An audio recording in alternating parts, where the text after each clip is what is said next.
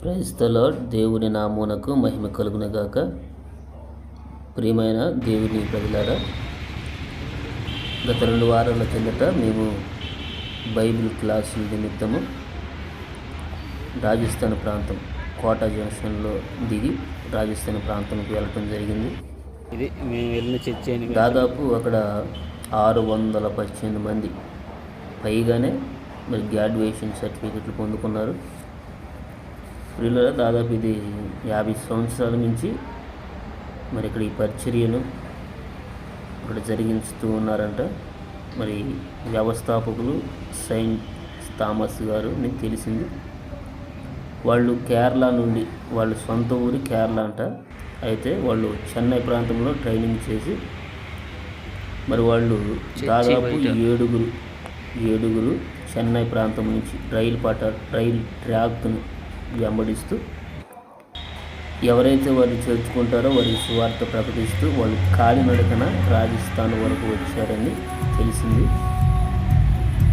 అయితే వారిలో మాత్రము ఒక ఇద్దరు మాత్రం మరి రాజస్థాన్ ప్రాంతంలోకి వచ్చినప్పుడు మరి వాతావరణం అనుకూలించకపోవడం వల్ల ఇద్దరు మరణించారని చెప్తూ ఉన్నారు.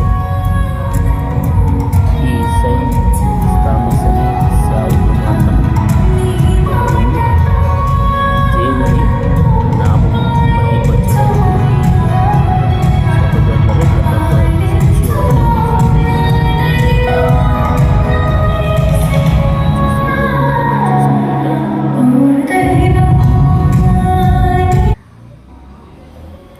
బయట చర్చి ఎలా ఉంది. బయట పురాతన కట్టడం.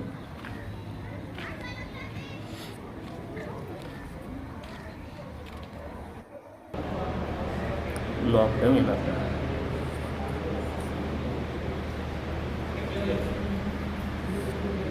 దాదాపు 1000-1500 మంది వరకు పట్టవచ్చు చర్చి. రేడియోలో చిన్నగా కనబడుతుంది కానీ చాలా పెద్దది. ఏసీతో కూడా పని లేదు, ఫ్యాన్లతో కూడా పని లేదు. అంత కూలింగ్ లోపల ఏసీ పెట్టినట్లేదు. ఫారిన్స్ నుంచి కొంతమంది సేవకులు వచ్చారు. రోజుకి 2.5 క్లాస్, ఒక్కో క్లాస్కి 3 మెసేజ్. సేవకులు అల్లాడిపోయారు. ఒక్క క్లాసుకి 3 మెసేజ్లు అంటే రోజుకి 9 క్లాసులు జరిగింది. మామూలు విషయం కాదు. బైబిల్ ట్రైనింగ్ అంటే ఎలా ఉంటుందేమో అనిపించింది. అంటే మాకెక్కడ తెలుసు అంటారా రాజస్థాన్ ప్రాంతం అంటే అక్కడ చదువు